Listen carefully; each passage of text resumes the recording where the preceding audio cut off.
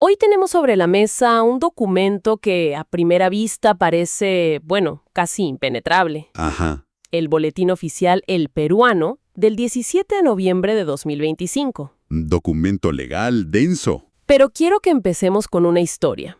Imagina que alguien es dueño de una pequeña radio en provincias. Ok. Un día, su nombre aparece en este boletín, con una advertencia. Tiene 10 días para pagar una deuda, o podría perder su licencia para siempre. Wow. Esa es solo una de las historias de poder, dinero y, bueno, de destino que vamos a descifrar hoy, escondidas en la letra pequeña del Estado. O podríamos verlo incluso como un campo de batalla silencioso. ¿Un campo de batalla? Sí, porque detrás de cada aviso, de cada resolución, hay una disputa, una transacción, una victoria o una derrota. Es el registro diario de conflictos que resuelve el poder del Estado, Me gusta esa idea. desde lo más monumental, hasta lo más personal. Y es que el primer actor que salta de estas páginas es el Ministerio de Transportes y Comunicaciones, el MTC, y lo hace en dos escalas, totalmente opuestas. Ajá. Por un lado, vemos un proyecto que es casi de ciencia ficción por su tamaño, el Corredor Vial Interoceánico Sur, que busca unir Perú y Brasil. Un proyecto que literalmente mueve montañas y redefine la geografía económica de una región entera. Totalmente. Y el boletín le pone nombre y apellido al impacto. Vemos cómo se notifica a personas como Simona Ebrigida Rodríguez Palomino, allá en Puno. Claro. Básicamente les están diciendo, la carretera va a pasar por aquí, necesitamos sus terrenos. Y con un plazo muy corto. Les dan 5 días hábiles para responder. 5 días. Imagínate recibir esa noticia. Es el Estado actuando en su faceta más imponente, digamos, la de constructor. Una fuerza que avanza en nombre del interés nacional. Sí. Y en el proceso, pues se encuentra cara a cara con la vida de las personas. Hay todo un andamiaje legal para que sea justo, con compensaciones y plazos, pero el desequilibrio de poder es evidente. Y aquí es donde la cosa se pone realmente interesante para mí. A ver. Porque pasas la página y te encuentras al mismo MTC, pero en un rol completamente distinto. Ajá. Ya no es el gigante constructor, sino el cobrador meticuloso. Hay una lista de requerimientos de pago a pequeñas empresas de radiodifusión. Ahí está el punto clave, ¿no? Vemos al Estado con dos sombreros. Uno es el de constructor visionario que piensa en el futuro del país a escala continental. Exacto. Y el otro es el de un administrador increíblemente minucioso, casi un microgestor, que se asegura de que cada sol del canon sea pagado. Y las cifras no son enormes, al menos no si las comparas con una carretera. Una radio debe poco más de 3,000 soles, otra casi 6,600. Son deudas manejables, en teoría. La más alta es de casi 18,000 soles, acumulada desde 2020. Pero la advertencia es lo que impresiona. ¿Qué dice? O pagan en 10 días, o no solo enfrentan un embargo, sino que pueden quedarse sin su autorización para operar.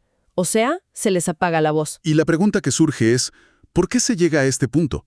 ¿Es un problema de gestión de estas radios? ¿O es que el canon es demasiado alto para un mercado pequeño y competitivo? El boletín no nos da la respuesta. No, claro, pero nos obliga a hacer la pregunta. Muestra una tensión constante entre la regulación estatal y la viabilidad de los pequeños negocios. Es esa dualidad, esa capacidad de operar en lo macro y lo micro con la misma autoridad. Eso define el verdadero alcance de su poder. Un poder administrativo que puede sentirse invisible hasta que te toca directamente. Exacto. Y si hablamos de un poder que se hace sentir de forma muy visible y a veces dolorosa, tenemos que hablar de la SUNAT. Aquí, en los avisos de remate, es donde ese poder se materializa en la pérdida de un patrimonio. Aquí es donde los números en un formulario de impuestos se convierten en un martillo de subasta. Es el final de un largo camino. Sí. Un camino de notificaciones, advertencias y procesos coactivos. Lo que leemos en el boletín es, en muchos casos, el último capítulo. Y es que aquí las deudas se vuelven muy, muy reales. Hay de todo, desde una empresa de ingeniería, arduingenieros, a punto de perder un departamento en lo que ya es su tercer remate. Tercer remate, o sea que ya ha habido 2 intentos fallidos. Exacto. Hasta una persona, Isabel Susana Pérez Chauca, cuyo hogar sale a subasta por primera vez. Pero el caso que más impacta es el de una propiedad en Chimbote, a nombre de Olinda Nelly Ortecho Lázaro. ¿Por qué ese en particular? Porque no es solo la SUNAT. Al leer los detalles, las cargas y gravámenes, ves la historia completa. A ver. La propiedad no solo tiene un embargo de la SUNAT, sino también uno de un juzgado a favor de una empresa llamada Vitec Data. Ah, ok.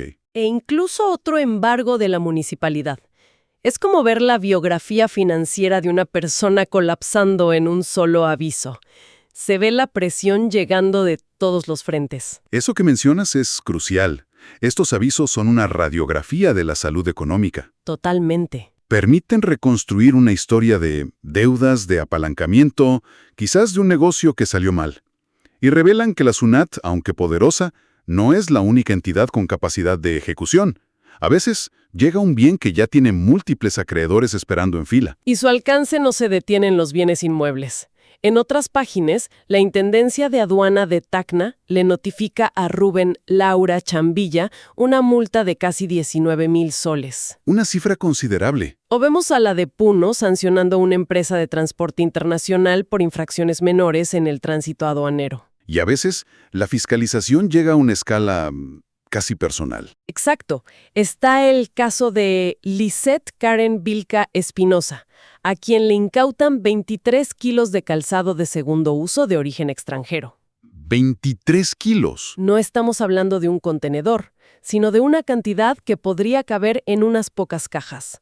Así que tienes a la misma institución rematando propiedades de cientos de miles de soles y al mismo tiempo decomisando un puñado de zapatillas usadas en la frontera. En resumen, la SUNAT actúa como una red, con mallas muy grandes para atrapar grandes evasiones y rematar grandes propiedades. Ajá. Y mallas muy finas para capturar las pequeñas infracciones del día a día. El boletín es el escenario donde todo ese poder, en todas sus escalas, se hace público y oficial. Dejando un poco de lado esta idea de la muerte financiera que representa un remate, el boletín también nos habla de finales en un sentido más legal, más corporativo. Claro. Funciona como un registro del ciclo de vida de las empresas. Casi como una sección de obituarios para personas jurídicas. Justamente. Y se ve clarísimo en los avisos de disolución y liquidación. Leemos los nombres de empresas que cierran sus puertas para siempre. Importación Chen S.A.C., Di Paola Perú S.A.C., Chalet Gourmet S.A.C. El fin del camino para ellas. Son los anuncios formales que marcan el fin de su existencia legal, nombrando a un liquidador para que se encargue de cerrar las cuentas. Pero, entre tantos finales, de repente parece un aviso que no habla de muerte, sino de... ¿De transformación? Ok. Se llama Aviso Conjunto de Decisión Parcial.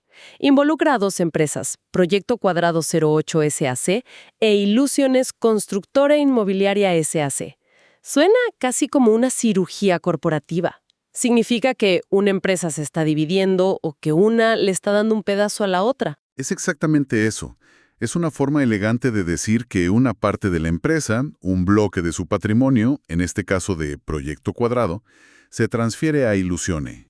Entiendo. Es una reorganización estratégica. Quizás están separando una línea de negocio exitosa para que vuele sola o están optimizando su estructura fiscal. Ah, claro. Es una señal de que mientras unas empresas mueren, otras se están adaptando para crecer o cambiar de forma. El ecosistema corporativo está en constante movimiento. Me gusta esa idea de un ecosistema. Y si algunas empresas mueren y otras se transforman, el boletín también nos muestra dónde nacerán las cosas nuevas. El futuro. Y con esto llegamos a las convocatorias y licitaciones, que son una ventana al futuro. Particularmente me llama la atención el mecanismo de obras por impuestos, un modelo de colaboración público-privada que en esencia le dice al sector privado: en lugar de solo pagarme impuestos, use ese dinero para construir directamente la infraestructura que necesitamos. Y los avisos nos dicen exactamente qué se está planeando. Por ejemplo, el gobierno regional de Huancavelica está buscando una empresa que financie y construya la mejora de un colegio, el Moisés Ordaya Aliaga. ¿Y la inversión? Es de más de 15 millones de soles. Una cifra que puede cambiar por completo la realidad educativa de esa comunidad. Y todo empieza con esta convocatoria. Y no es el único. El Gobierno Regional de la Libertad busca supervisores para un proyecto similar en otro colegio.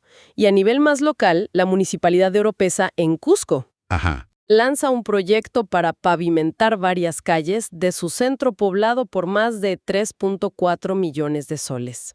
Lo realmente poderoso de estos avisos es que son el punto de partida tangible del futuro. Sí. Lo que hoy es un párrafo en jerga legal en el boletín oficial, en unos años será una escuela, con laboratorios nuevos, un centro de salud equipado, o simplemente una calle por la que se puede caminar sin tropezar. Es el inicio. Es la gestación de la obra pública, el momento exacto en que una necesidad se convierte en un proyecto con un presupuesto y un plan. Entonces, si miramos el mapa que hemos trazado hoy, recorriendo un solo día en la vida del país a través de este boletín, Un solo día. vimos cómo el Estado avanza con una carretera interoceánica mientras le pone el freno a una radio local. Vimos cómo las deudas pueden llevar a perderlo todo en una subasta. Fuimos testigos del final silencioso de unos negocios y la reinvención estratégica de otros. Y finalmente, vimos la primera piedra en papel de una nueva escuela y de calles mejoradas. Es que, al final, detrás de cada número de expediente, cada RUC y cada resolución, hay una historia humana y económica. Sin duda. Estos documentos, que parecen tan áridos y formales, son en realidad un archivo vivo de las decisiones, las ambiciones y, muchas veces, las adversidades que conforman la sociedad peruana día a día. Y aquí dejo una idea para reflexionar. Todo este análisis se basó en un solo día. Si se pudieran procesar y visualizar los datos de estos boletines a lo largo de un año o de una década, ¿qué patrones ocultos descubriríamos? Claro. Podríamos ver qué regiones están en auge y cuáles en crisis, qué sectores empresariales nacen y mueren más rápido, cuántas historias más, como la del dueño de la pequeña radio, esperan ser descubiertas entre líneas.